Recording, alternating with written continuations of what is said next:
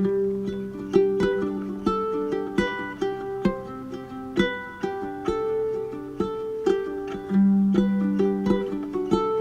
wanted to talk to you tonight about my project. I simply refer to it as the Reenactor project. I've done films, I've done photos.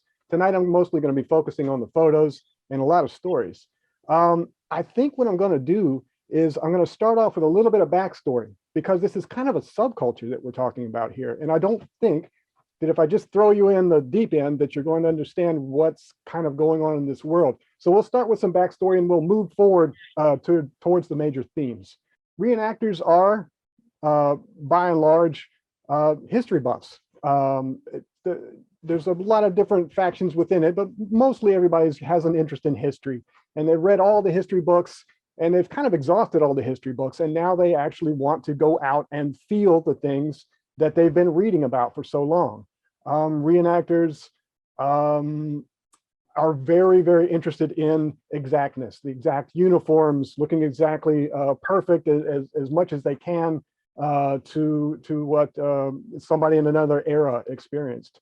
And I put this photo first because most people are familiar with the Civil War reenactors, or at least heard of them or seen one, or know somebody that does it.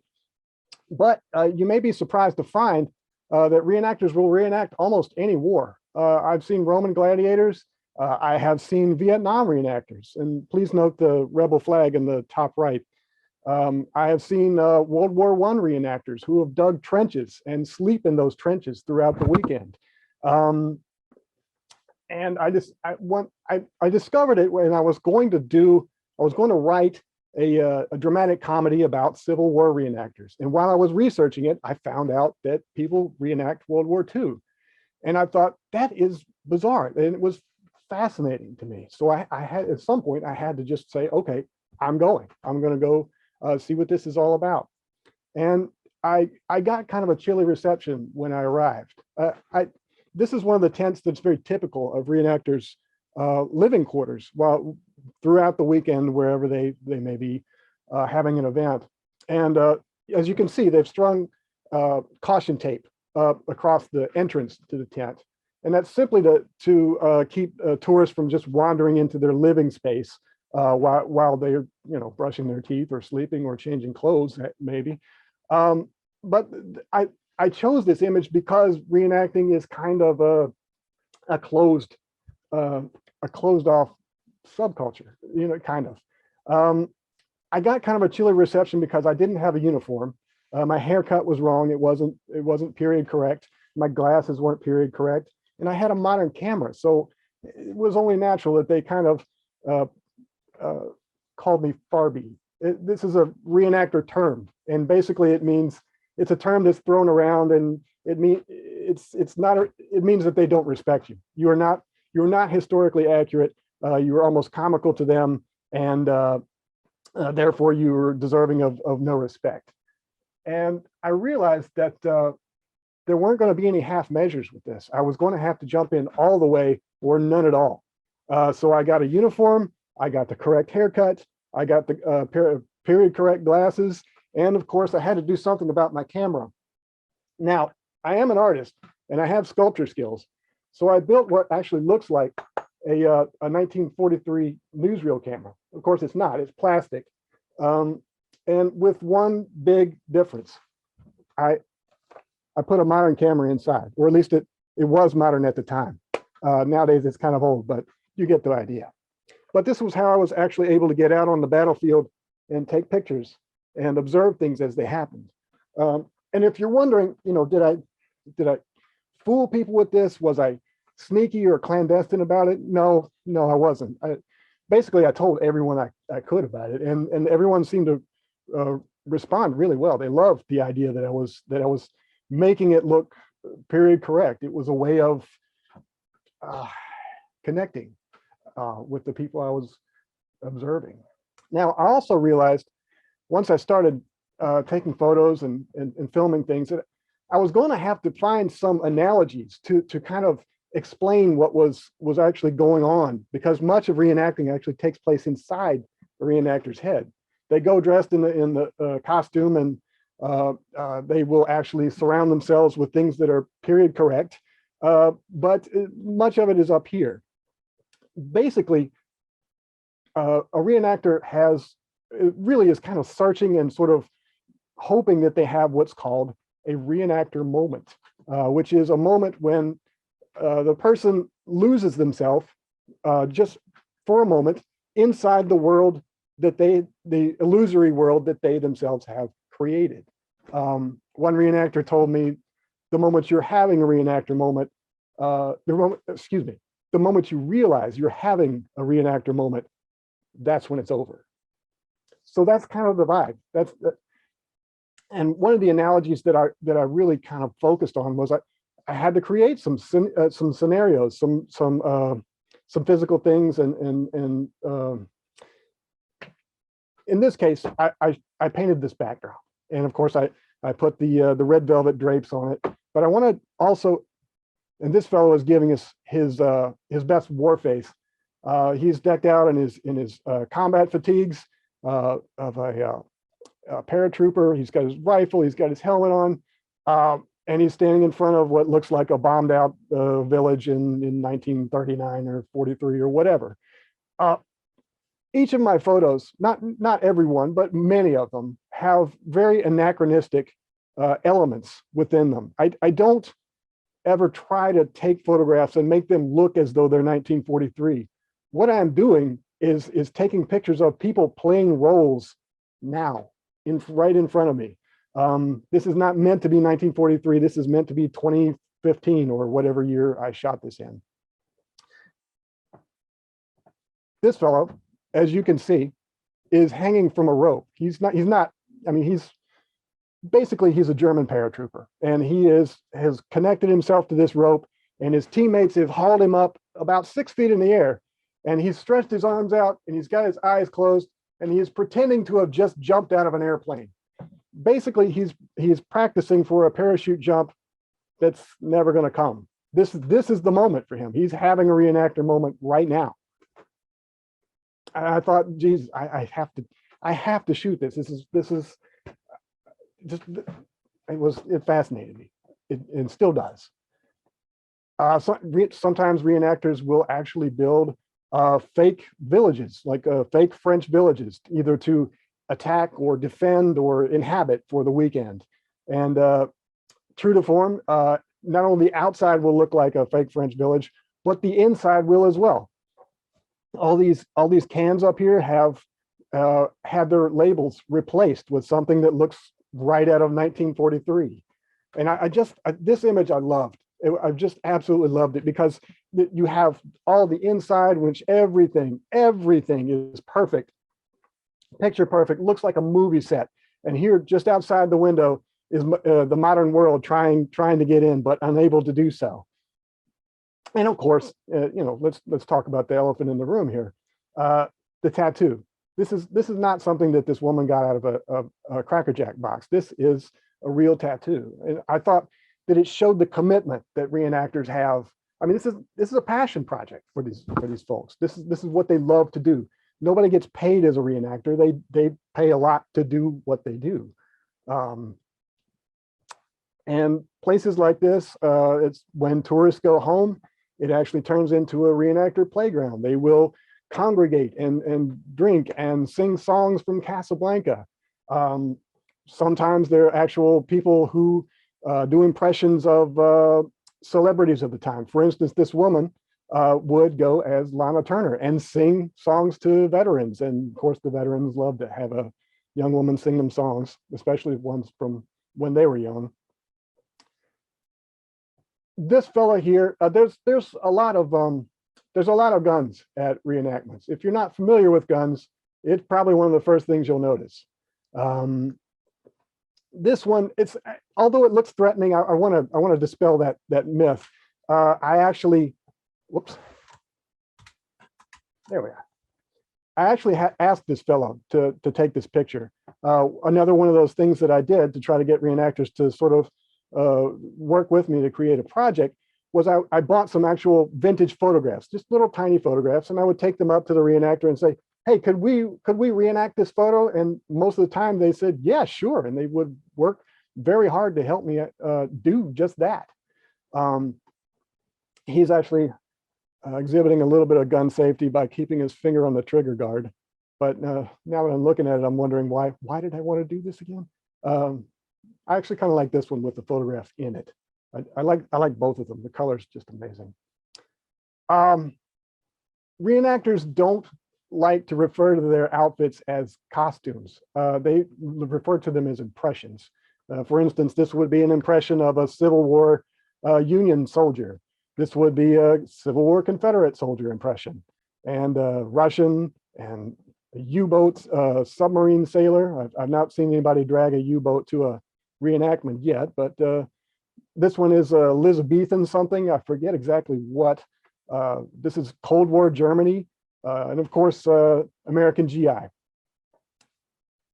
And here I am in the full impression. And down at the bottom left, you can see a little patch where I sewed a US Army photographer patch on there, and I went as a photographer. I didn't carry a weapon. Reenactments can sometimes get very large. Each of these tents that we're looking at here can house from anywhere between 10 and 20 reenactors inside. Events can get as large as several thousand reenactors and even more spectators. Tanks are an expensive toy, but they do sometimes show up. They'll arrive on an 18-wheeler, roll off the back, and go play for the weekend. This is the outside of the French village, and I really like this image because the juxtaposition of the German soldier here and the tourist with the shiny umbrella, it just kind of struck me as fun.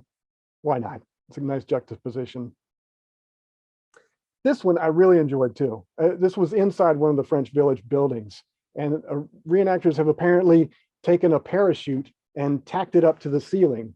And it just, when I saw it, I just thought, boy, this is a surreal kind of image. It looked to me, in my imagination, as if reenactors had dragged a cloud inside and nailed it to the ceiling and then painted it green. So because everything has to be army green. I wanted to show you this one because it gives you an idea of the scale, the sort of the theatrical scale of things. This is D-Day, Ohio, which is a pretty big, pretty thorough, rich event. There are airplanes that fly over on cue. There are about 25,000, I think that's correct. I hope that's correct. About 25,000 spectators at this one. The Allied soldiers arrive via actual landing craft, run through the water and up on the beach and up the hill to vanquish the Germans, and then be lauded as heroes later that day. Of course, you can see there's quite a lot of reenactors playing dead on the sand. This is a reverse angle of the very same scene. The battle's over at this point, and everybody's pretty hot and pretty tired. You can see all the wooden fake obstacles that are supposed to keep the Allies out, and of course they don't. But very soon the tourists will leave, and all the reenactors will find out that it's Miller time. Some battles actually take place through inhabited towns. This is a town in Pennsylvania that every year has a battle fought through it, right to the center square, where the battle ends and the Allies win, and French resistance reenactors come out to give them bottles of fake wine. But it was just amazing to me. This image just really seared in my head when I saw it. I had to shoot a whole bunch of this one. This is probably my favorite. These kids have probably just watched cartoons and finished some sugary cereal, and now they're out on the porch watching the battle take place in their street.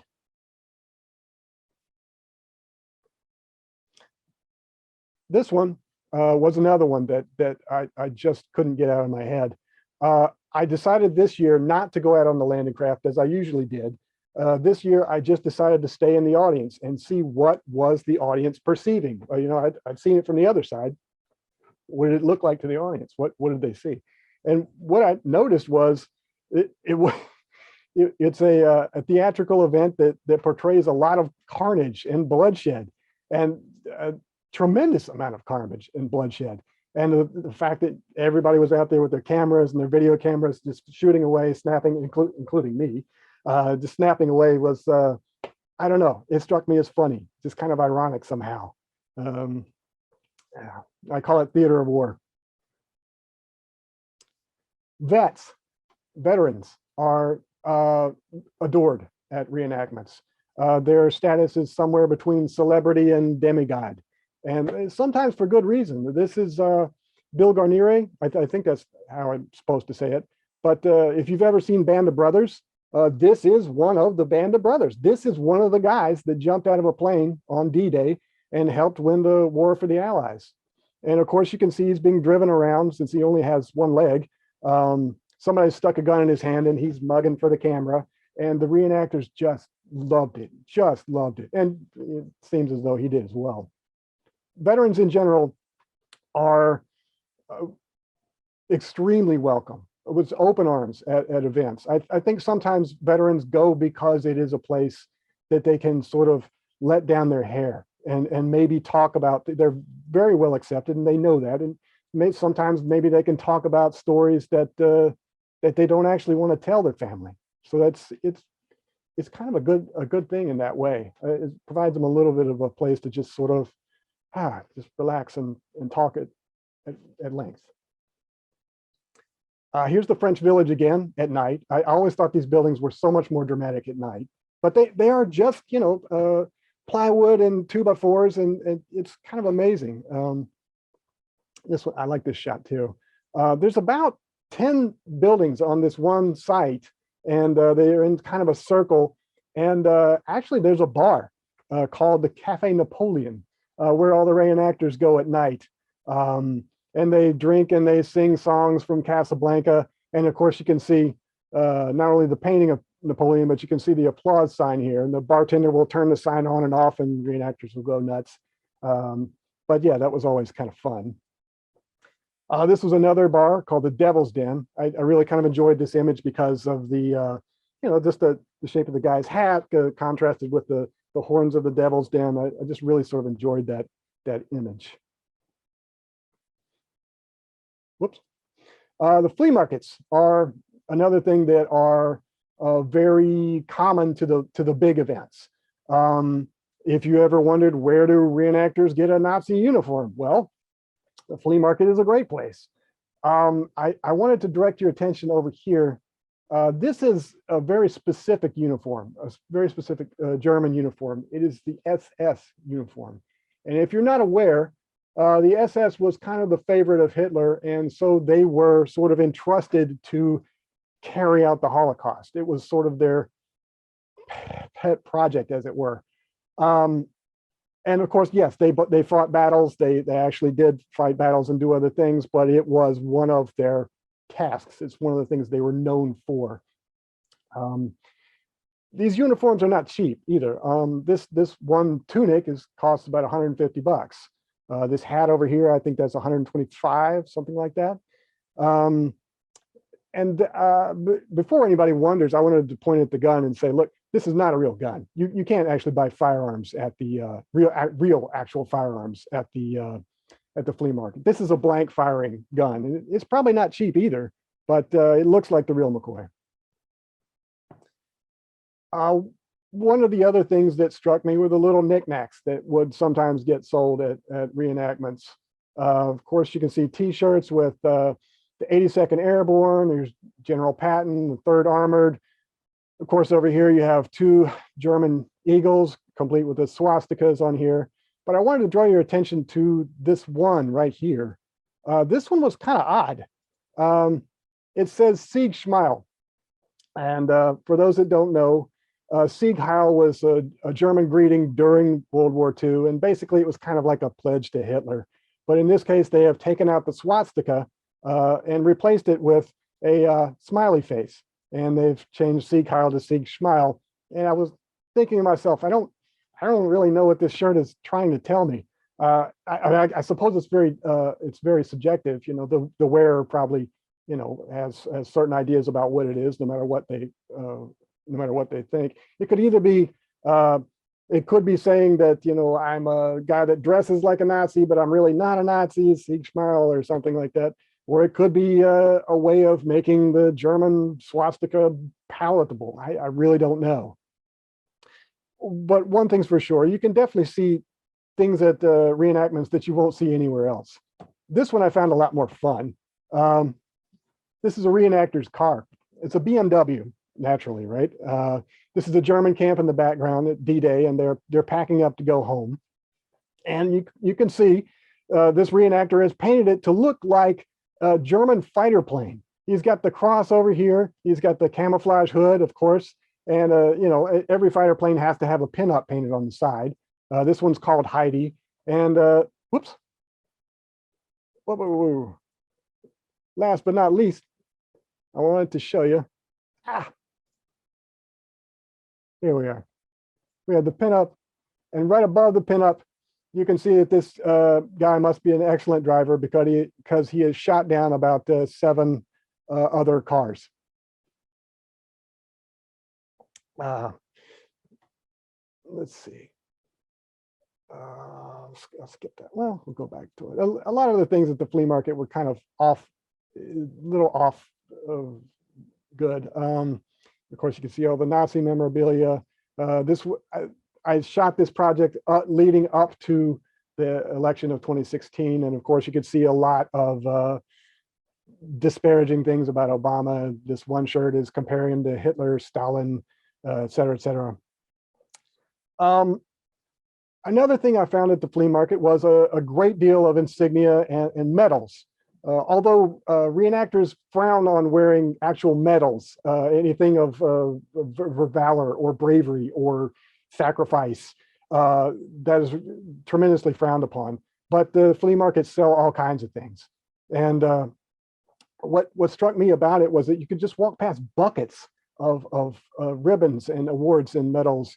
And these must have meant something to someone. At some point, this was given to somebody for an act of bravery or of sacrifice or maybe good conduct. I don't know, but it had some meaning for someone at some point. And now they're just, collected in a big box without any context.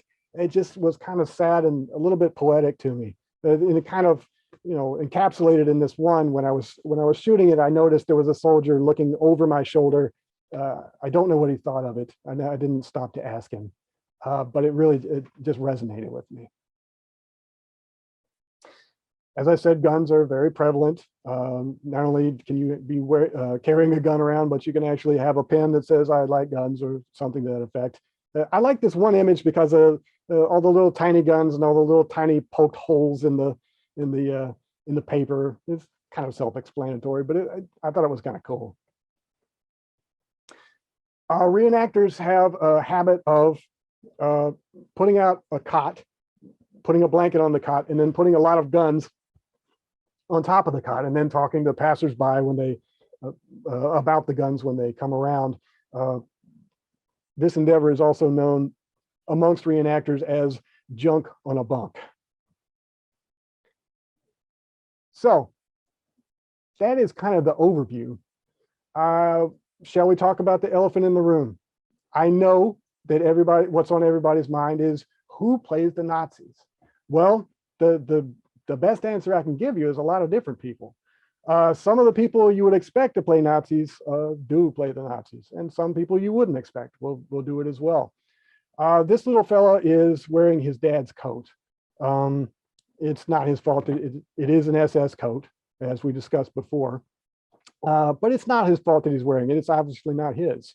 And more to the point, I asked him to do it. I found this vintage photo at the flea market. I thought, I've got to take a picture of this. And sure enough, I did. I found somebody who was willing to do it. And he and his mom and dad put him up on the top of a tank. Boom, I snapped the picture. I sent them one. They loved it. But what really struck me about this one is not just the shocking nature of the skull and crossbones and the SS thing on this innocent little kid, but what went through my mind when I was shooting it and looking at it afterward was what one day he's going to grow up a little bit more, and he's going to question some things, and I don't know who he's going to be. What path is he going to take? Is he going to be like, oh my God, put that picture away, please don't ever look at that again? Or was he going to think it's the coolest thing on earth? Or who will he be? You know, who is he going to be? Now, that's granted, I'm not trying to say his mom and dad are Nazis. I don't know. I don't know. I didn't ask. I didn't try to find out. I just knew I wanted this photo. And yeah. If you do wonder, am I exaggerating about there being actual Nazis or white supremacists or whatever you want to call them? I assure you, I'm not exaggerating.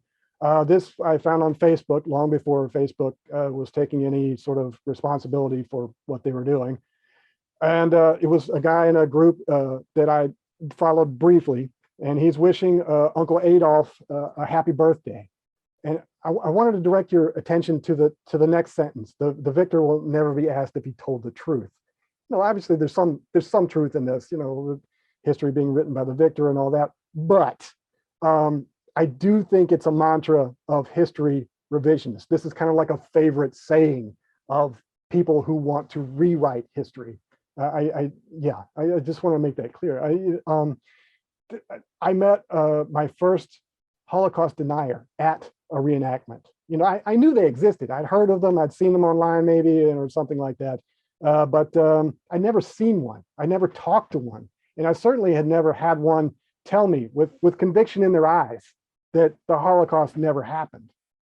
I think we all know it happened. There's ample evidence that it happened. And yet this guy is standing there without cracking a smile and telling me that it never happened. It was shocking. It was almost visceral. And I couldn't take a picture of it or film it. If I had gone anywhere near a camera, boom, that would have ended the whole conversation.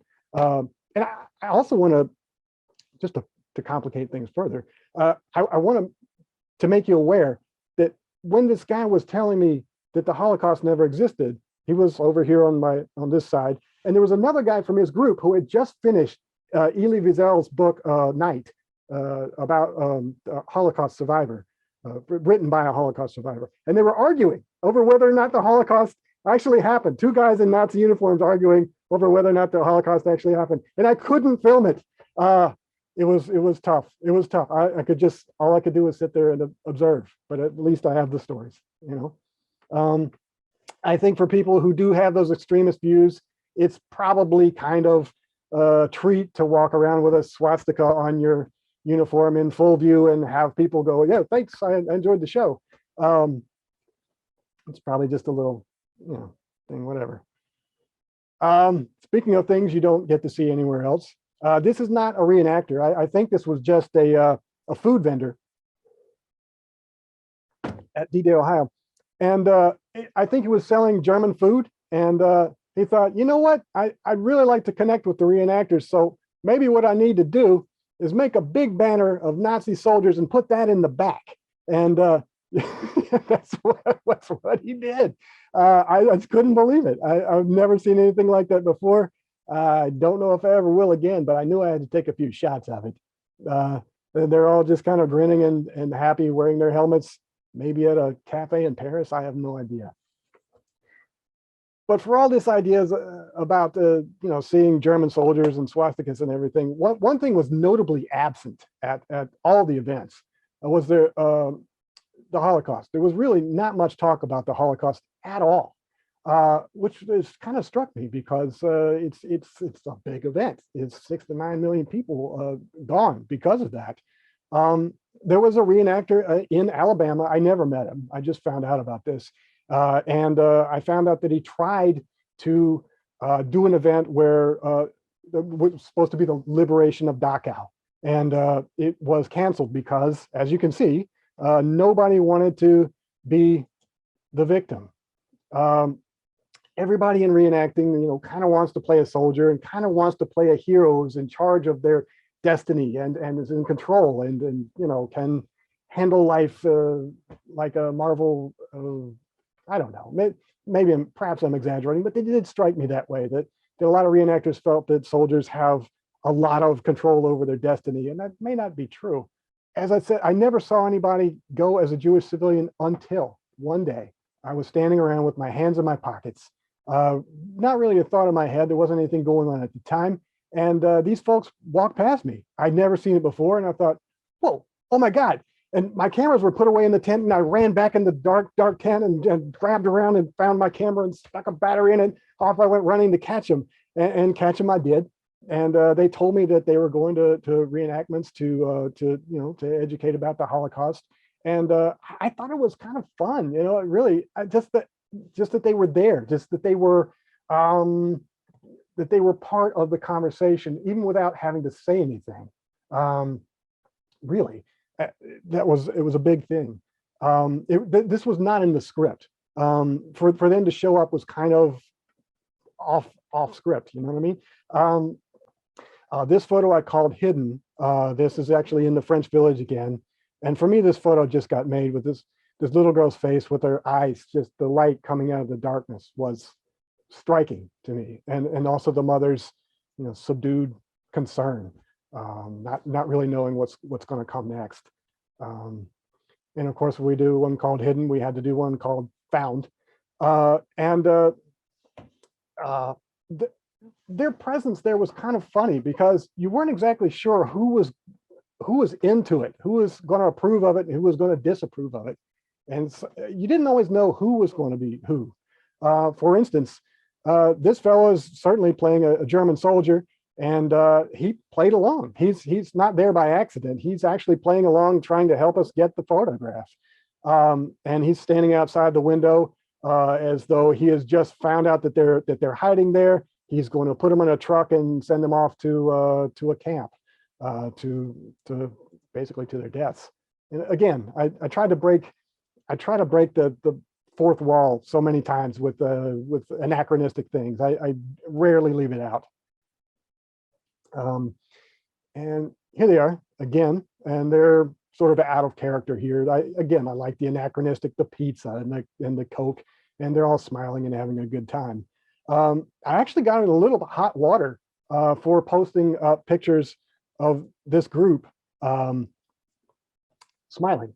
I put this photo here in a group show in a public place, and I wasn't there at the time, but someone came through and they saw this woman with the Star of David on her dress, and they just went ballistic, and they thought that I was trying to be intentionally disrespectful, and I'm not.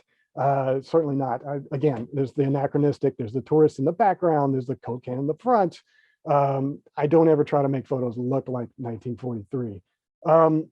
I was invited back. They actually took this photo off the wall. I was invited back to talk about, my side of the story. And I wasn't able to talk to the person who was upset, unfortunately, but I did get to say what my intentions were. So I was kind of happy about that. You've noticed a lot of white faces so far, but one day I bumped into this fellow. This is Charles Whitaker. He is a reenactor, an avid model builder, and a former DC police officer. He was a really cool guy. Very interesting. Here he is with his range finding binoculars. Here's one of his recruits playing a radio man. This is his son looking very formidable. And Charles and another fellow actually formed a group called the Fifth Platoon. It's an all African-American reenacting group, and it's all about all African-American history from World War II. Charles grew up around a lot of vets from World War II, and they sort of shaped who we became later. One day, Charles came up to me and he grabbed me by the shoulder and said, "Grab your cameras, come with me." And I was like, okay. And so we all hopped in his Jeep, a couple of his recruits and I, and he, and off we went. And soon we found out that Charles had set up a scenario. We were supposed to be going looking for a lost patrol, a patrol that had been sent out and didn't come back for some reason. And find them we did. Charles had gone out earlier that day and put a mannequin in the woods with fake blood on it. And of course, our job was to go out there and to find the mannequin and return it to camp so it could get a decent mannequin burial.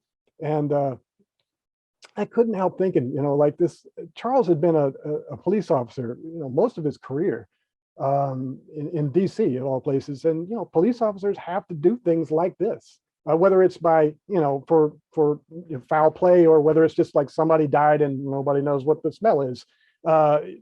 Police officers are often the ones who have to go take care of that problem. I couldn't help but thinking, maybe this was like a socially acceptable kind of fun way of dealing with his PTSD or things that he had to deal with on the job. And as we were driving back to camp with the mannequin on the hood of the Jeep, Charles looked at me and said, "Hey, you know that plane I've got, don't you?" I said, "No, what?" And he said, "Well, I built a model of a P-51. And I was like, "Great, everybody here's built a model of a P-51. What's that about?" He said, No. It's full scale." I said, What? He said, "It's full scale. It took me 8 years to build this." And Charles had built in his backyard, no kidding, a full scale replica of a P-51. And then he had painted it up to look like the Red Tails, the famed Red Tails of World War II, the African-American unit. 8 years it took him. He took plans from the Smithsonian, and he invited me. I thought, oh my God, I have to go see this. It took me a while, but finally I got there. He actually got in it. He invited me to actually sit in the cockpit, but he actually had real dials and stick shift and all kinds of things that were actual stuff from a P-51. And I didn't want to break anything. I didn't want to be the guy that broke the P-51's dial. So I declined. Eventually, I think there were some zoning laws where he had to take the plane apart, and it broke my heart. It was tragic. This had to be Charles' magnum opus, the biggest, best model he ever built. And I'm glad at least I was able to kind of capture it on film, before that happened. Women in reenacting don't have large roles. A lot of them will play home front, which just means they play civilians in the United States during World War II. This young woman is getting ready for the swing dance, and she was actually a very good swing dancer, by the way. The swing dance is a big event at most of the big events. They all have a swing dance to attract people, and all the reenactors love it. I just love this shot. The red, not only the red lipstick, but the red snood on her head, the red bikini top, and everything against the dark green of that army tent. Just the colors, wonderful. If a woman wanted to go as a soldier, there was only about one option, really, and that is to go as a Russian soldier, because the Russians actually had female soldiers during World War II. And a friend of mine, a reenactor, had an event every year at his house called the Women of the Red Army Photo Shoot. And there were no bikinis, just parkas and guns and what have you. And he invited me one year, and I'd never been to his house before. So it took me a little while. I got lost a couple times, and finally I saw this one little sign, and I thought, oh, okay, maybe I'm in the right neighborhood. And this is what a female soldier in Russia in World War II looked like. Tremendously long gun. This is actually a public street here. I don't know if the neighbors had seen this in years prior and they were just tired of looking at it, but nobody seemed to take notice when we were out there. And we were out there all day, and there were uniforms and guns and blank bullets just lying all over the yard. And there were scenarios we were posing, and nobody seen. I think that's a school across the street, and I don't think anybody paid us any mind, really. And which was kind of notable because, I mean, some of the scenes were pretty dramatic. I actually shot a complete sequence, like a little story, like a little comic book storyboard almost in stereo, like the old Viewmasters. I actually shot a complete set of those, ending up with this image here. This one I actually really loved also because it was so, there's a contrast of the gentle bucolic scene with the green plants and the swing set. I mean, this could almost be like somebody's high school yearbook photo, and yet this woman is wearing camouflage uniform. She's putting her hair up for, so she can mean business, and she's got a machine gun like sitting in her lap. I love the contrast of it. It really, the gentle violence. This was a very odd scene at the battle through the Pennsylvania town. The Germans were marching around that morning. This was a scenario they set up, and I just walked on up upon it, didn't know what was happening.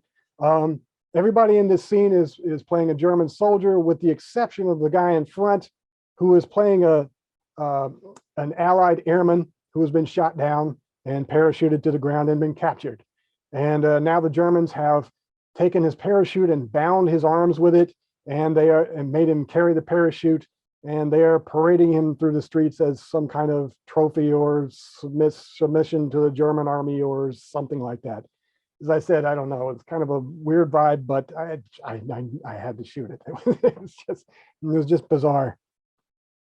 And as the battle progressed throughout the day, and I moved forward through the town towards the town green, I was seeing a lot of reenactors playing dead, pretending to have been shot, and they spent a fair amount of time, lying there. And I thought, what, wouldn't it be fun if I just shot just a series of reenactors playing dead? And that's what I would call it, playing dead.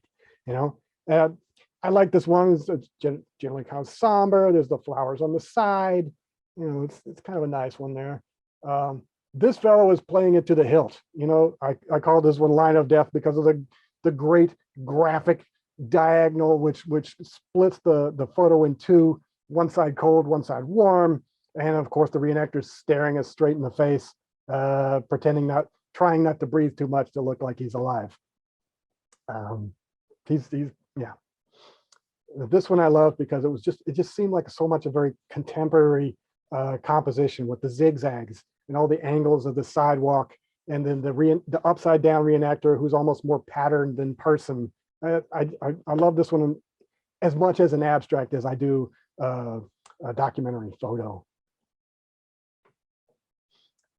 This fellow's playing dead, and he's an Allied soldier, and he has fallen on a smoke bomb, and he's playing it straight. He's not breaking character no matter what. That cannot be comfortable, but it made for a great photo, really. This photo is at D-Day, Ohio, and this used to be ordinarily this is a volleyball court, I think, and this display was done by a very earnest reenactor, and I suppose he wanted to honor the fallen soldiers of World War II, or perhaps all wars, I don't know. But he has replaced the volleyball court with makeshift graves and grave markers and even some flowers. But the thing that kind of struck me as odd about it was the open grave full of rainwater. I mean, of course, he didn't pour the water in there or anything. The rain just filled it. But I wasn't sure if it was really I know that this is meant well. This is definitely meant well, but it kind of struck me as kind of an odd thing. I wasn't sure how people who had served in wars would think about it. I want to kind of round out and maybe end the session with this one. This was at a medical tent, and it was one of the only places during all the reenactments that I've been to, and I've been to many by this time, where you could see, blood or vulnerability or not being in control of your destiny or something like that. If something goes wrong, this is what it would look like. And of course, it's just a mannequin, but at the same time, it was one of the only places where I ever saw it. Sometimes vets would remark on it, how accurate all the uniforms were, and just how sharp everybody looked in their haircuts and the helmets and the guns, but nobody ever looked like they were terrified, they might not make it home that day. And I just thought that's such a powerful piece of the puzzle, which is notably absent. Who would want it? Who would want to be terrified like that? I mean, nobody would go to a reenactment if it did happen, but at the same time, I don't know, if you're going to be portraying it, maybe try to look like you're worried about coming home. I don't know. It was a thought I had. At any rate, that's pretty much my presentation. I'm available to talk about any questions. If you do want to follow me, this is my Instagram handle, and of course I do sell my work in the shop on Etsy, Visual Oddities. But let's see, let me stop the share, and here we are. I'm open for any and all questions. Let's see. I think we've got one in the, a question from Matthew, who asks if a major motion picture like Rust has trouble with gun safety. What is it like at a massive reenactment? Well, there are safety measures in place. If you wonder, has there ever been an accident at a reenactment? Yes, in Texas. I never went to Texas, but I read about it while I was doing this project, and it was something that caught my eye for sure. I think what had happened is somebody, as these are all real guns with blanks in them, it's very easy. Too easy. Maybe not very easy, but things happen. It could be easy for an actual bullet to get in with your blank bullets if you don't take excessive care. And so at every reenactment, certainly at every large reenactment, the smaller ones may be a different story, but at the large reenactments, there are check-in tables. You have to bring your blanks in a plastic bag with a rubber band around it. You give them to someone to inspect. Somebody lays them out there on the table, inspects all your things. Okay, these are all blanks, put them in a bag, put a tape around in it, and they sign it or something like that. Something so that they know if it's been tampered with. And in that way, they can say, okay, these are the only blanks you'll be firing this weekend. We've checked them, you've checked them, we should be safe. Things still happen though. By the time reenactors can afford all of their gear, uniforms, guns, and equipment, they are often too old, large, and too out of shape to make believable soldiers. Yes, sometimes that does happen. There's a running joke amongst reenactors about 350-pound paratroopers showing up to reenactments, and I mean it's a playtime. It's make believe, so you have to kind of suspend disbelief with that. But yes, it does happen a lot. Do the reenactors follow a script during the battles, or is there a basic premise that everyone risks off of, as in the Allies take the town, but how that happens is left to the reenactors in the moment? Yes, there's a yes and no. In large public battles, yes, there's always sort of an ad hoc script, just as you have written it here. The Allies will take the town. The Germans will win this, and the Allies will win that one, et cetera, et cetera, et cetera. But there are actual private battles as well, where reenactors will simply go out to private land that someone owns, and they will just have a shoot 'em up, and you don't know who's going to win. The best man wins in every scenario. Yeah. Oh, let's see. Are there ever any live paratrooper events? I have seen displays of live paratroopers, but I have never heard of any reenactors as a group going parachuting out of a plane and then fighting a mock battle on the ground. Reenactors will do kind of a riff on that, where they will have a box truck, like a U-Haul truck with a big door in the back, and they will stuff about 10 or 15 reenactors in the truck, shut the door, drive them out in the woods, and drop them off one by one, God knows where. And the reenactors don't know where they are, and they have to make their own way back to a muster point, or an agreed on point where they're supposed to meet up and become a fighting force again. But that's as close as they can get, really. That's as close as you should expect.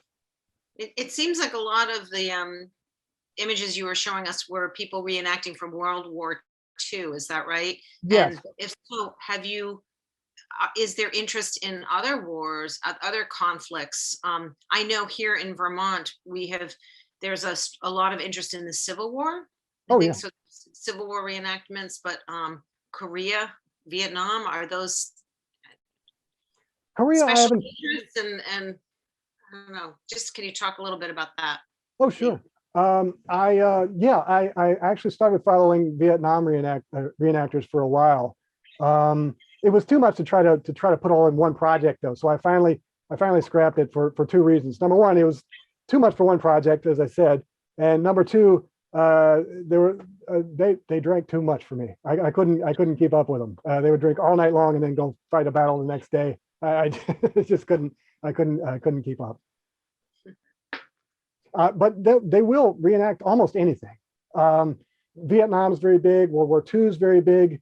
Well, World War I is not as big, but it's pretty large. And there's places in Pennsylvania that are private land with bunkers on both sides, and sometimes biplanes will fly over low and drop smoke bombs or what have you.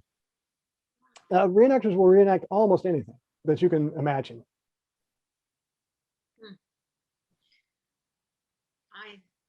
I think there's a new message. How does a war photographer deal with being both a spectator and a participant in a real war? Well, there's a good movie called, I think it's called Shooting Robert Smith, well, it's a doc about a war photographer. I've never been a war photographer. I've been a fake war photographer. That's all I've ever done. Please don't mistake me for valor that I'm not due. I think they have a hard time with it. I remember one of the things that they were talking about in the movie was that, he would come home to his family after having been in Bosnia or in some other conflict overseas, and it would take him a while to really be able to connect with people again, because it's a lot. It's a lot for a person to process. Yeah, sure is. Yeah. Is there a national reenactor organization that sets up these events, or regional ones? I mean, how do people find out about? There are regional ones. I think they've changed. I've been out of the game for a while now, and they may, that such things may have changed hands. But certainly there's D-Day Ohio. You can certainly Google D-Day Ohio, and I'm sure they can start to point you in the right direction if you're interested in taking part of something like this. But there's no national over. Yeah. Yeah, I'm glad Joyce brought this up. The American Revolution is also done extensively, and amazingly, we've got the 250th coming up. Yeah. I never met a Revolutionary War reenactor I didn't like. They always seem to be just kind of waiting for the tourists to go home and to uncork a bottle of wine. Well, that's great. Are there any other questions? We've got a nice comment here that congratulations on a fair-handed portrayal of what is often awkward history, made more awkward by enthusiasts who are not always historians or serious researchers. Good on you. Thank you. Thank you. I'm very interested in history as it was. I don't enjoy omissions. I think if we're going to teach history, or if we're going to learn from history, we should learn history as it was rather than what it should have been. I say, teach the embarrassing things, teach the things that are, actually not shameful. Even if they go as far as that. Germany's done a pretty good job, I think, of sort of putting their history out there and saying, look, this is what happened. They don't seem to try to sweep it under the rug. Yeah. Well, we're just about out of time. Actually, we're spot on at 8 o'clock. Are there any more? Oh, there's two more things here. There are national and regional Civil War organizations, such as the National Regiment. And lastly, at the Lexington reenactment, the colonists essentially have much nicer uniforms than they had at the time. Any thoughts on that? They need to work on it, sounds like it. Yeah, well, that's a thing with reenactors. Some of them will go out with the sharpest, most best pressed uniform with creases in the sleeves and everything. Shiny brass buttons and all, and others will actually run over their uniforms with their car or leave them out in the puddle for 2 weeks in the hopes that they would have an authentic look to them. Yeah, well, but Robert makes a point. He says everything was new at one time when it was first issued. True. Wow, terrific. Well, with that, shall we say thank you? Thank you so much, Ed Gendron. Oh, we do have another comment here. Sadly, many reenactors use credit cards when they should first use their library cards. Thanks. Shout out to the library. Sure. Thank you.